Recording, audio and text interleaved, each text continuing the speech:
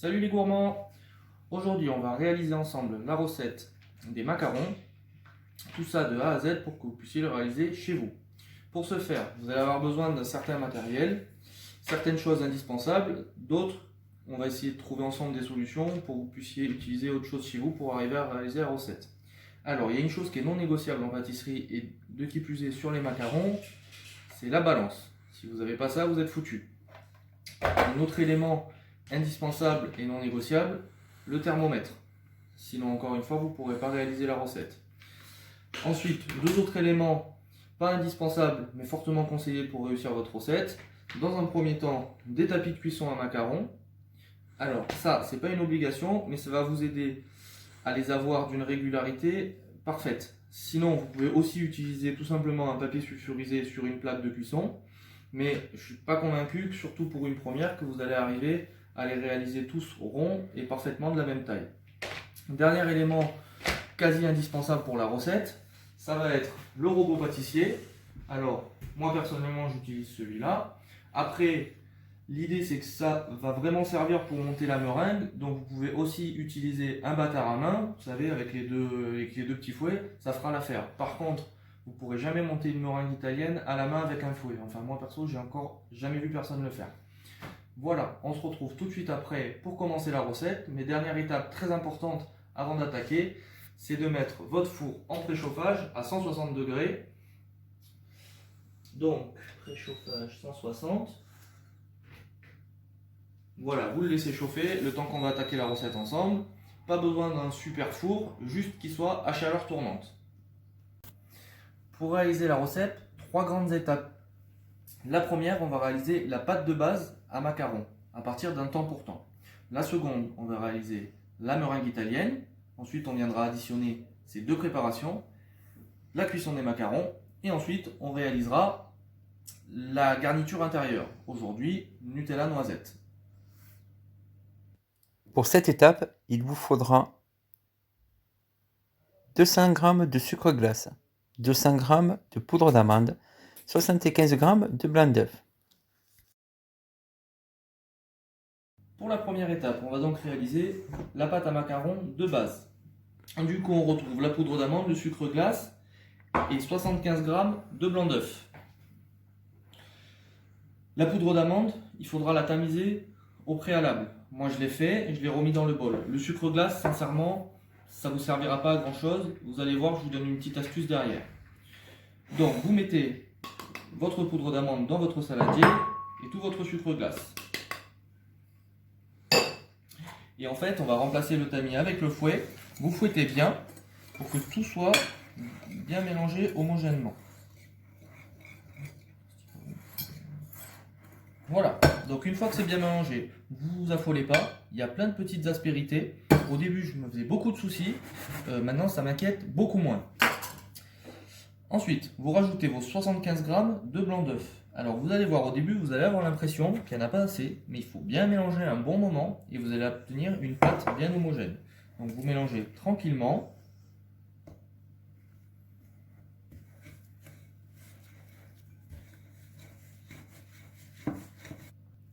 Donc là, vous obtenez un mélange quand même assez compact, vous voyez, et bien homogène. Vous vous apercevrez qu'on ne perçoit absolument plus les petites aspérités qu'on avait au départ. Donc vous voyez, ça pose pas de souci. Voilà, vous débarrassez un petit peu, vous mettez de côté, et pour l'instant, on oublie. Pour réaliser la meringue italienne, il vous faudra 200 g de sucre en poudre, 75 g de blanc d'œuf, 50 g d'eau, du colorant alimentaire. La deuxième étape de la recette, qui pour moi est de loin la plus technique. Une fois que vous avez réussi cette étape, impossible de rater vos macarons. La meringue italienne, ça va pouvoir vous servir pour les macarons, mais une fois que vous avez cette technique-là, vous allez aussi pouvoir faire d'autres recettes avec, du style tarte citron meringuée ou autre. Alors, donc on a besoin, on retrouve l'eau, les blancs d'œufs, le sucre, et c'est à cette étape-là où on va additionner le colorant selon la couleur que vous désirez donner à vos coques. Parce que la recette de base des coques sera toujours la même, et juste ce colorant viendra la colorer. Donc, on va mettre dans la casserole le sucre en poudre. Voilà. Donc on essaie de l'aplanir et on vient ajouter l'eau. Donc on va juste attendre que le sucre s'imbibe de l'eau.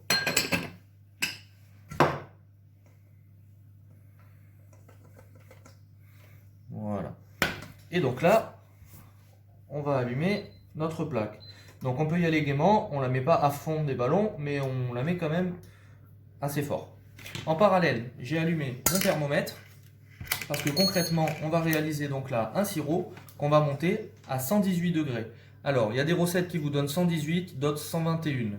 Du coup, entre 118 et 121, vous craignez pas grand-chose. Au blanc 2, toujours l'autre partie des blancs, donc les 75 grammes également, dans le batteur. Et on va commencer à envoyer. Donc du coup, vous allez un peu moins m'entendre. Et là, on y va gaiement. Hein. Donc, on a les blancs d'œufs là. Et le sucre ici. Je mets ma thermosonde dans le sucre. Donc là, vous pouvez voir que la température est en train de monter. Donc on fait bien attention. Quand elle va atteindre 110 à peu près, je vais le lever du feu.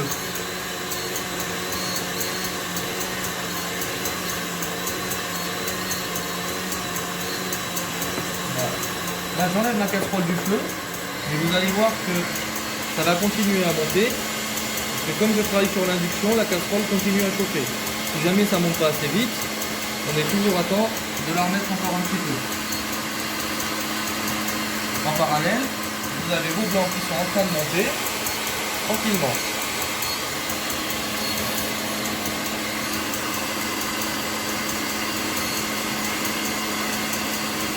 Voilà, là on va arriver à la température souhaitée et nos blancs vont être montés.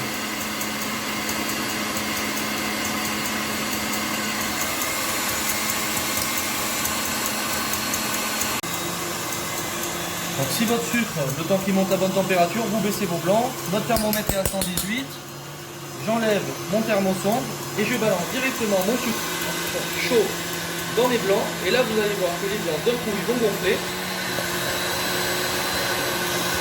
Voilà. Donc là les blancs vont doubler de volume parce qu'en fait ils viennent tout simplement de cuire. Donc je vais prendre toute la rive, je vais mettre mon sirop à l'intérieur.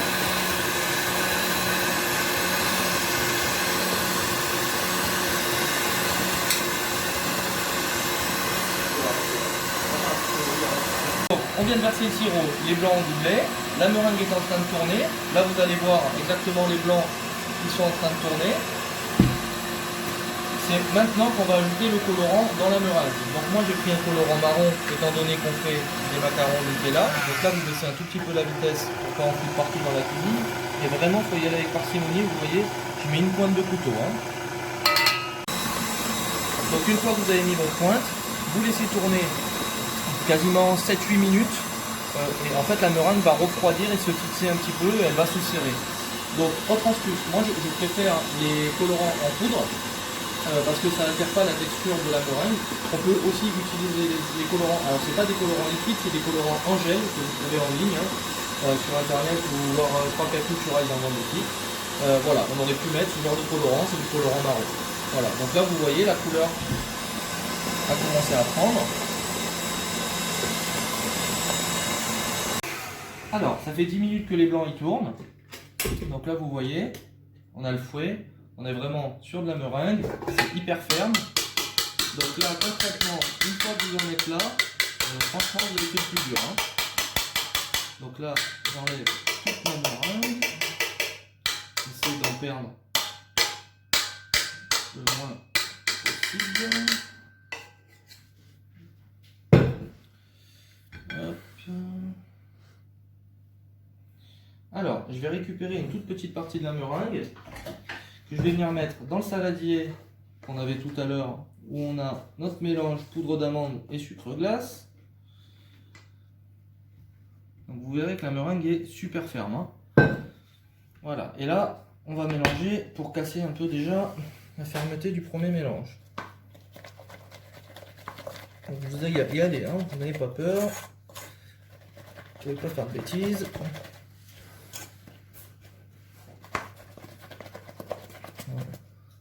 Une fois que j'en suis à cette étape, je vais remettre tout ce mélange-là dans mon gros saladier. Enfin, dans la cuve du batteur, concrètement, quoi. Alors, vous récupérez votre mélange et on va tout transvaser dans la cuve du batteur.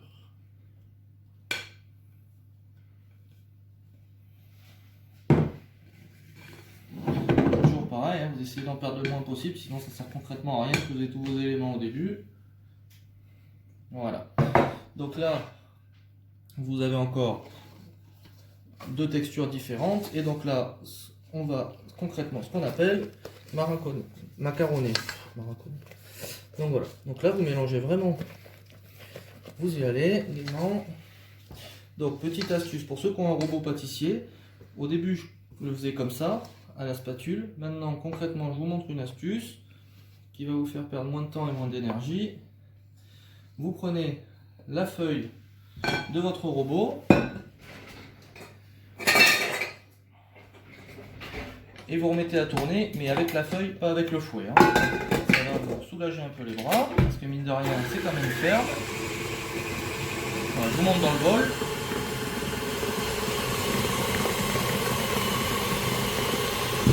Voilà, on y va, on n'a pas peur, on met à fond. On va redonner un peu de fluidité à la pâte. Là, on vient de terminer de macaroner avec la feuille du robot.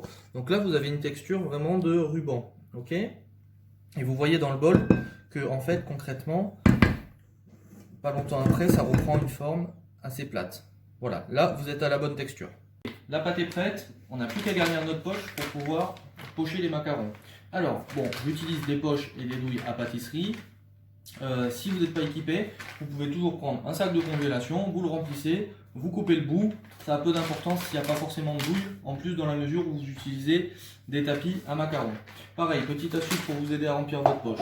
Vous prenez un récipient, vous mettez la poche là. Voilà, comme ça vous avez vos deux mains libres et vous garnissez votre poche. C'est hyper rapide. Pareil, vous essayez de ne pas laisser la moitié de la préparation dans le batteur, sinon vous n'aurez pas énormément de coque. Voilà.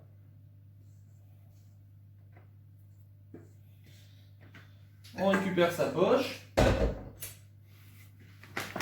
J'ai mis mes tapis d'empreinte sur mes grilles du four froides que j'avais enlevé avant de le mettre en préchauffage. Et je vais commencer à venir pocher. Donc vous n'allez pas jusqu'au bout parce que la pâte elle va s'étendre. Et donc là je vais pocher mes deux plaques. Donc moi c'est des plaques de 48. Donc déjà on va avoir 48 macarons. Normalement la recette que je vous ai donnée, vous devez arriver à peu près à en faire 60.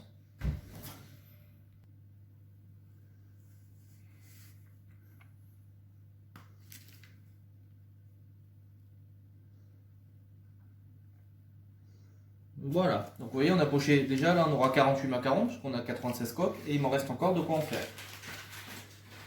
Donc une fois que vous avez commencé à pocher, vous venez là et vous tapez un peu votre grille comme ça dessous. Ça va permettre à la matière de vraiment se répartir dans le cercle. Ok, vous faites ça pour vos deux grilles. Sachant que moi, à chaque fois que je fais des macarons, je ne mets qu'une grille à la fois dans mon four et bien au milieu du four. Parce que si vous mettez les deux étages, la cuisson ne va pas être uniforme, le résultat ne va pas être parfait. Donc j'ai tapoté mes grilles pendant 2-3 minutes. Ok, donc là vous avez les deux, on voit bien que les macarons sont bien remplis. Là, le FlexiPan il joue tout son rôle parce que vous voyez que la matière elle s'arrête vraiment au rebord et ils vont être uniformes à la cuisson. Donc je prends une grille et une grille uniquement pour la mettre en cuisson. J'allais dire, les astuces de dire qu'il faut laisser les macarons 2 heures dehors pour avoir une belle croûte, etc. Écoutez, moi, j'ai jamais fait ça, ça a toujours fonctionné. Donc, perdez pas 2 heures, c'est déjà assez long comme ça de les faire. Hein. Alors, j'enfourne 160 degrés sur le four préchauffé, 13 minutes. Donc, bien au milieu du four. Et on part pour 13 minutes de cuisson. Donc, nos 13 minutes se sont passées. Je retire mes macarons. Voilà, j'en profite, je les mets direct sur plaque, je perds pas de temps, j'enfourne tout de suite ma deuxième tournée. toujours au milieu de four. Et je renvoie mon minuteur 13 minutes. Donc là vous pouvez voir, si on zoome un petit peu, on a bien tout ce qu'il faut. On a la petite collerette, ils sont bien plats, ils sont bien uniformes. Alors vous voyez, bon bah là il y a eu un peu des amas de pâte, du coup bah ça a un peu débordé. C'est pas très grave, on va pas forcément s'en rendre compte. Mais imaginez bien que si vous n'aviez pas le moule, on serait loin d'être aussi rond. Donc là concrètement, vous les mettez au repos, il faut qu'ils refroidissent complètement. En refroidissant, ils vont en fait se détacher du moule. Mais si je les détache maintenant, on va en avoir une partie. Petite astuce, pour refroidir plus vite, si vous avez un petit ventilo sous la main, vous pouvez très bien brancher un petit ventilateur près pour que ça fasse chasser l'air froid. Donc nos coques sont refroidies, on va les enlever du moule. Alors, bon, parfois vous voyez, elles s'enlèvent vraiment hyper bien comme ça. Si elles accrochent un peu, vous prenez une petite spatule, vous passez juste comme ça. Vous voyez, vraiment, hein, c'est pas... Tac, je récupère mes coques, et voilà. Et donc je les mets à l'envers. Bon, moi je file mon plan de travail. Et puis ben voilà, vous faites des petites lignes.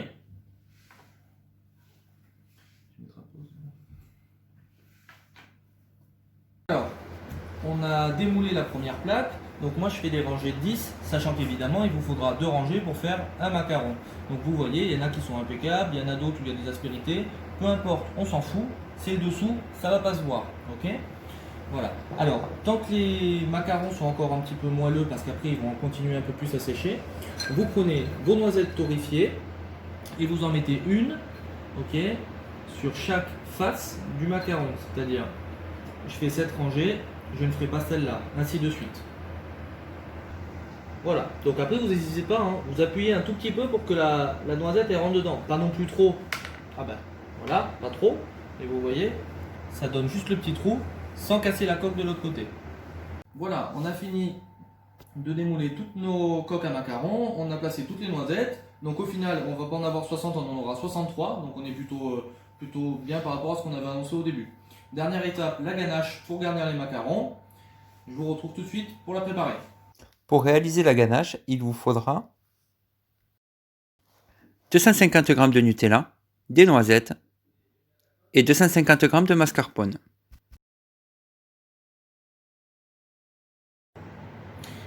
Dernière étape, la ganache qui va garnir nos macarons. J'ai déjà pesé 250 g de Nutella donc, dans ma cuve du batteur.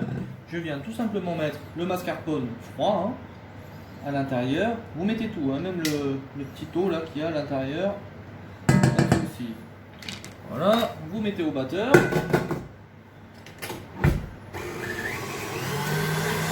C'est hyper rapide, hyper simple.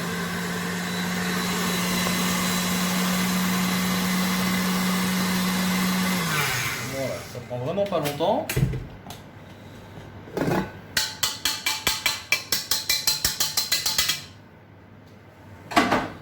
Je ramasse bien tout ce que j'ai dans ma cuve.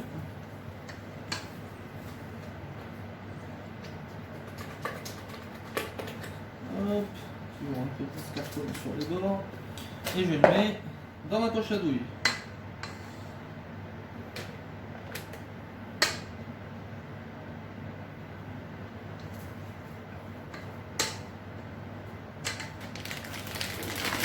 Voilà, la poche est remplie. On peut passer à l'étape finale, le garnissage des macarons et après bien sûr la dégustation.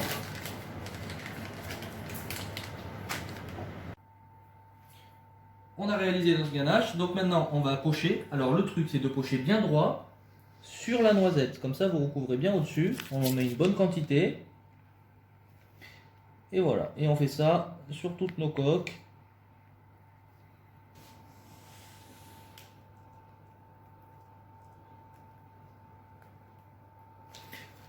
Voilà. Une fois garni, on n'a plus qu'à prendre nos coques les unes avec les autres, on les rassemble, on appuie un petit peu et le tour est joué. Vous faites ça pour les 63 coques et vous avez gagné la journée. Voilà les gourmands, le tuto touche à sa fin, les macarons sont terminés, on a nos 6 boîtes de 10, on a nos 3 macarons en plus qu'on va se faire un plaisir de manger pour vous. Donc ces macarons là vous allez pouvoir les conserver dans des petites boîtes comme ça que vous pouvez acheter à peu près partout dans le commerce. Jiffy, tout ce genre de, pour ceux qui n'ont pas les cartes métro. Vous les gardez au frigo 2-3 jours, sinon vous pouvez tranquillement les congeler. Vous les sortez un par un comme vous voulez, vous pouvez facilement les garder 6-8 mois, sans problème, ça bouge absolument pas. Voilà, alors juste pour l'intérêt, je vais vous montrer quand même à la coupe l'intérieur, sachant que c'est quand même mieux de les mettre au congélo pour les couper. Voilà. Donc on est vraiment sur l'esprit d'un Ferrero Rocher. Donc vous pouvez partager la vidéo, liker la vidéo, c'est grâce à vous que notre page Facebook vit. Si vous avez des questions ou des commentaires, donnez-vous-en à cœur joie, on se fera un plaisir d'y répondre. Et puis j'attends avec grand plaisir de recevoir les photos de vos macarons. Et puis si vraiment vous n'arrivez pas à les faire, vous nous appelez, vous commandez, on les fait pour vous. Salut, salut!